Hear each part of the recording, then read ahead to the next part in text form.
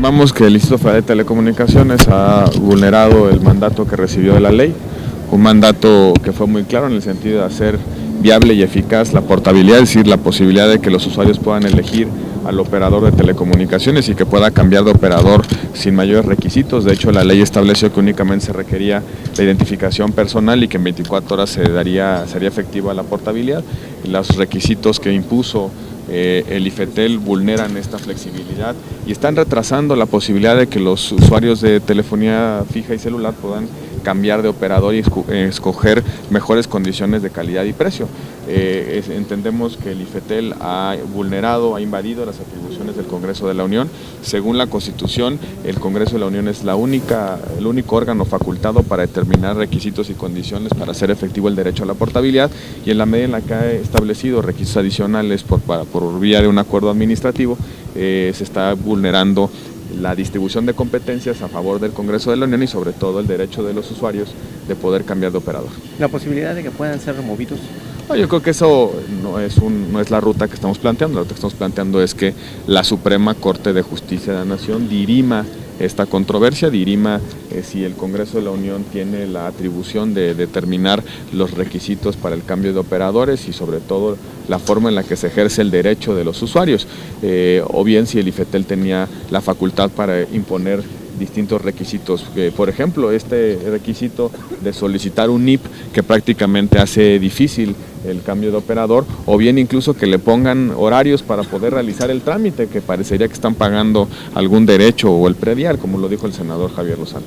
Creemos que esos requisitos son excesivos, que están fuera del marco de la ley y que se está invadiendo la facultad del Congreso de la Unión de determinar la forma en la que este derecho se ejercita. ¿Hay consenso con otras bancadas? Tenemos noticia de que senadores en lo individual se van a sumar, senadores del Partido de la Revolución Democrática. Acción Nacional lo va a apoyar de manera unida. No sabemos si el Partido de la Revolución Institucional también va a participar en esto. Me imagino que los senadores que estén del lado de la gente, que estén del lado de la reforma, que estén del lado de la competencia, van a apoyar esta controversia. Desafortunadamente, el IFETEL tomó una decisión de emitir unos lineamientos que envían la portabilidad hasta el próximo año, cuando la propia ley establecía que este derecho sí iba a ser efectivo a partir de este año. Es una discusión que tuvimos en el Congreso de la Unión, de la cual ustedes fueron testigos. Cuando se discutió el tema de la portabilidad, decidimos que no iba a pasar el sueño de los justos, que no iban a pasar años y años para que se hiciera efectivo, sino que debía entrar de manera inmediata, y precisamente por eso en la ley se estableció mecanismos de altísima flexibilidad para hacer efectivo este derecho. ¿La larga distancia no está en riesgo, tomando en cuenta que casi falta poco más de un mes para que entre en vigor su cancelación? No, ese es un mandato directo, no hay ninguna intervención por parte del IFETEL. A partir de que entre en vigor la regla que establecimos en la ley, en las leyes reglamentarias de la reforma en telecomunicaciones, debe desaparecer las zonas de larga distancia, a menos que ahora también el IFETEL decida imponer condiciones o medidas diferentes para hacer efectivo también esta medida, que le va a ahorrar mucho dinero a los mexicanos. Senador, y en caso de no lograrse del Pleno para la controversia, no se requieren 2 tercios, ¿no? Se requiere únicamente la firma del presidente de la mesa directiva. La ley establece, a diferencia de las acciones de inconstitucionalidad, que las controversias constitucionales las plantea el representante legal de la Cámara de Senadores, que es el presidente de la mesa, a instancia de cualquier grupo parlamentario. Nosotros hemos solicitado que este punto de acuerdo se turne a la Junta de Coordinación Política, para que en la Junta de Coordinación Política se acuerde que el presidente de la mesa, con su firma, vaya a defender las facultades del Congreso de la Unión y sobre todo que vaya a defender a millones de usuarios para que puedan tener servicios telefónicos de calidad y a buen precio. Senador, dice el presidente Enrique Peña Nieto que la transformación de decreto hay que tener una actitud positiva. Me recuerda a aquel comercial que salía hace unos años de si sientes que tu vida va mal, que si sientes que tu familia va mal, que tu empleo no te pagan bien, que tu salario no te alcanza, no te preocupes, piensa positivo. Una suerte comodal, una sonrisa en la vida y sea optimista. Yo creo que lo que tiene que hacer el gobierno es más que un llamado a que cambiemos nuestras condiciones emotivas con nuestra posición sentimental. Tiene que tomar decisiones de gobierno, administrativas desde su propia posición de responsabilidad, y no llamarle a los mexicanos a que nos refugiemos en el optimismo particular frente a una circunstancia general de enorme desasosiego y de enorme preocupación. ¿Golpe de timón? Yo espero que haya un anuncio importante.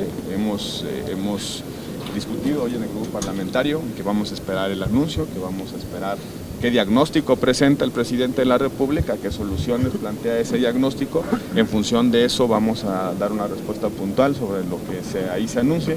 Esperamos que sea un vuelco de timón, esperamos que el presidente de la República asuma de nueva cuenta las riendas de su administración, que tome determinaciones relevantes, que atiendan los problemas centrales de nuestro país, y los problemas centrales son no solamente económicos, ya vimos los indicadores cómo se están comportando y cómo parece que la economía mexicana se está complicando, sino también de seguridad pública, de justicia y de gobernabilidad. Esperamos que el diagnóstico que presente de país el presidente de la República se corresponda con esta realidad y sobre todo que las medidas que anuncie sean consistentes con esa realidad que todos los días todos los mexicanos estamos viendo. ¿Qué opinión le merece que vaya a revivir propuestas que en su momento presentó el presidente Calderón, como la del mando único policial? Bueno, yo creo que el PRI está llegando tarde a las discusiones.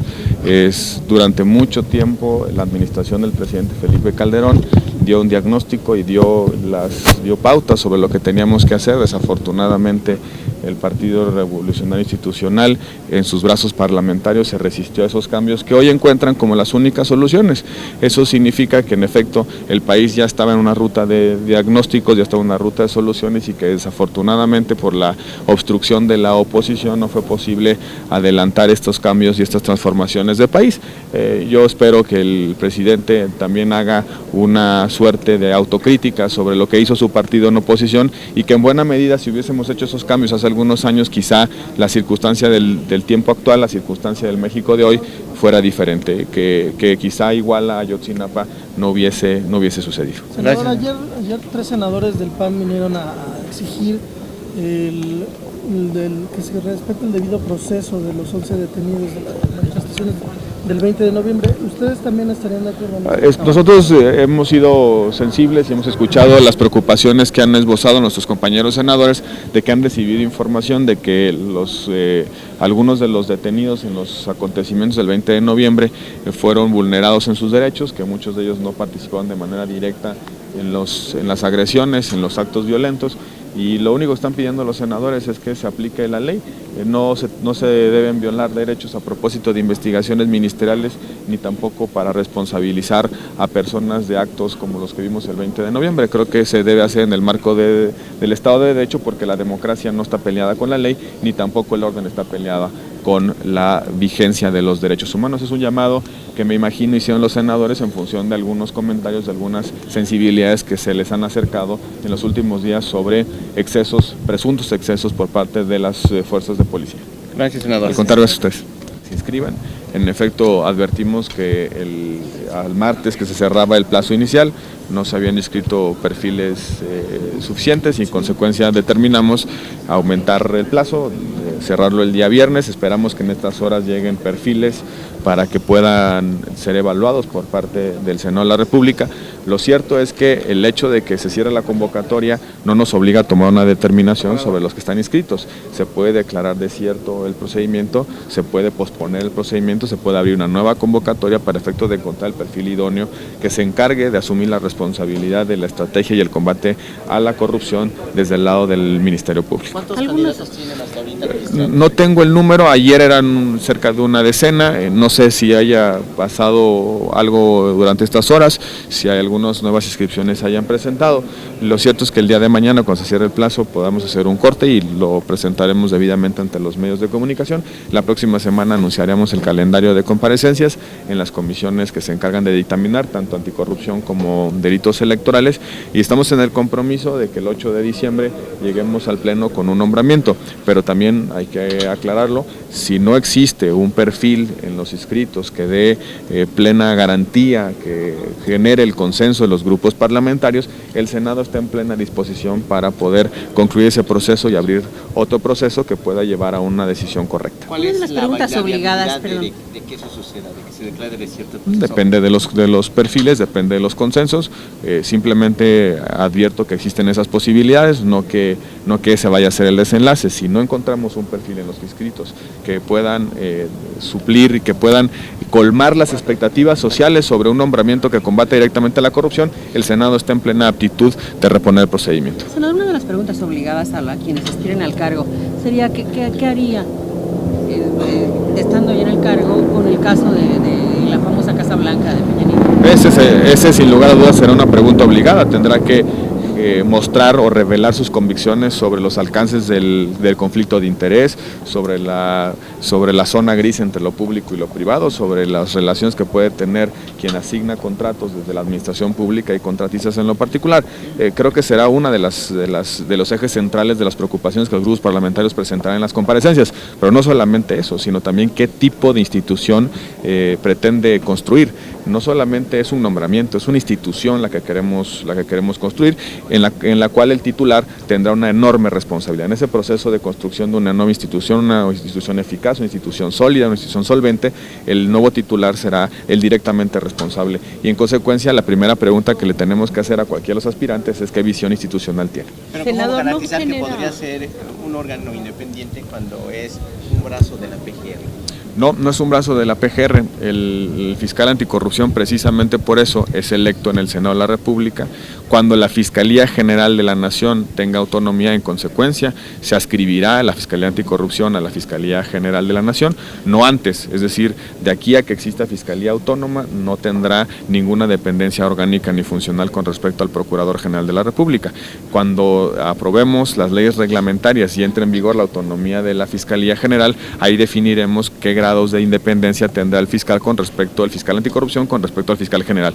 Pero en el diseño que hemos aprobado en la reforma política, el fiscal anticorrupción no sigue las instrucciones del Procurador General de la República. Precisamente por eso es electo en el Senado de la República sin intervención del Ejecutivo. Senador, a su consideración, ¿este nuevo fiscal tendrá los dientes necesarios, las facultades para combatir un flagelo como hoy sufre México de la corrupción? La fortaleza de las instituciones, los alcances de las instituciones dependen de sus personas, inevitablemente. Una institución sólida en términos de instrumentos, en términos de armas, en términos de competencias, de facultades en letra, en ley, puede ser tan débil o tan fuerte como lo desee su titular. Nosotros vamos a buscar un cargo, un nombramiento que garantice que el cúmulo de atribuciones que tiene el Ministerio Público puedan ser ejercidas a cabalidad y con enorme profundidad para combatir la corrupción. Un Ministerio Público puede ordenar, por ejemplo, la práctica de auditorías. Un Ministerio Público puede ordenar, pedirle al juez que se ordene la intervención de comunicaciones. Un Ministerio Público puede hacer una investigación exhaustiva sobre cuentas bancarias, puede hacer una investigación exhaustiva sobre entornos socioeconómicos. Tiene todas las competencias de un Ministerio Público. En consecuencia, la forma en la que se ejercen depende del perfil que elijamos. Nosotros estamos comprometidos, así lo hemos acordado, así lo hemos definido, que el nombramiento que recaiga en el fiscal anticorrupción debe ser un nombramiento de altísima solidez técnica, de solvencia moral, pero sobre todo de capacidad, honorabilidad y valentía para enfrentar el flagelo de la corrupción sin distingos de partido. Senador, ¿tiene sentido nombrarlo ahora, cuando todavía no está lista la ley secundaria, con la que él tendrá que trabajar? No solamente tiene sentido porque existe un mandato constitucional que nos obliga a nombrarlo, sino que mejor nombrar un fiscal que construya la institución desde sus leyes reglamentarias, que contribuya con el Senado de la República a construir sus leyes reglamentarias y su estatuto orgánico. Un nombramiento cabal, un nombramiento de un buen perfil, llevará a que sea el primer interesado en que las leyes reglamentarias tengan las capacidades, las fortalezas, los instrumentos y las armas necesarias para combatir la corrupción. El primer interesado a que tengan las armas será quien esté nombrado precisamente para cumplir su trabajo, el trabajo encomendado. Yo creo que al contrario, nos dará más fortaleza y nos dará mejores condiciones de definición de esta nueva institución el hecho de que el titular esté nombrado y pueda contribuir con el Congreso de la Unión a conformar y a modelar una buena institución de combate a la corrupción. Valentía, honorabilidad, seriedad, capacidades técnicas en la procuración de justicia, solvencia en la experiencia de rendición de cuentas, transparencia, auditoría, fiscalización. Queremos un Elliot Ness para México, alguien que tenga la capacidad de meter a los delincuentes y a quienes contribuyen con esos delincuentes desde el Estado a la cárcel. Sin compromisos con grupos de poder. Sin compromisos de grupos de poder, sin compromisos de partido y sobre todo que no tenga ningún tipo de compromisos con este gobierno, con los gobiernos anteriores o con los gobiernos futuros.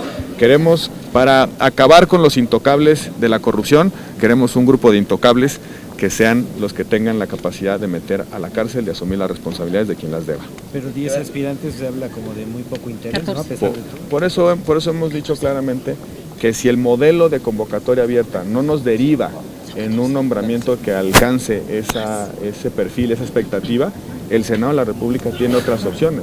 Y quizá habría que pensar si en este caso, en este nombramiento, vale la pena invitar a alguien. Si en este caso vale la pena que el Senado de la República, las fuerzas políticas llamen a la puerta de un mexicano o de una mexicana para pedirle que asuma esta encomienda. O sea, quizá eso es una opción. Van a valorar los perfiles y si ven que ninguno reúne los requisitos, tendrían otra opción. El Senado de la República tiene la opción de reconstruir su proceso y tiene la opción, como se hizo en el primer IFE, de invitar a mexicanos o mexicanas a que asuman esta responsabilidad. En esta encomienda el Senado de la República tiene posibilidades más allá de la convocatoria pública. Es decir, no debe únicamente conformarse con los aspirantes que están inscritos en legítimo interés en el Senado de la República. Tenemos la posibilidad de seguir adelante con este proceso, de reconstruir otro proceso o incluso de tocar a la puerta de un mexicano o una mexicana que estimemos las fuerzas políticas que está a la altura de esta comisión. Valga el término, llena la casa de un mexicano. Yo creo que hay muchos mexicanos que puedan abrir la puerta, hay muchos mexicanos que quieren a su país, hay muchos mexicanos que estarían dispuestos a asumir esta noble tarea. Yo creo que estimar o advertir que en México no existe nadie con la valentía, el honor y la suficiencia moral para esta encomienda es una expresión de poca confianza en nosotros mismos. Gracias a ustedes. Muchas gracias.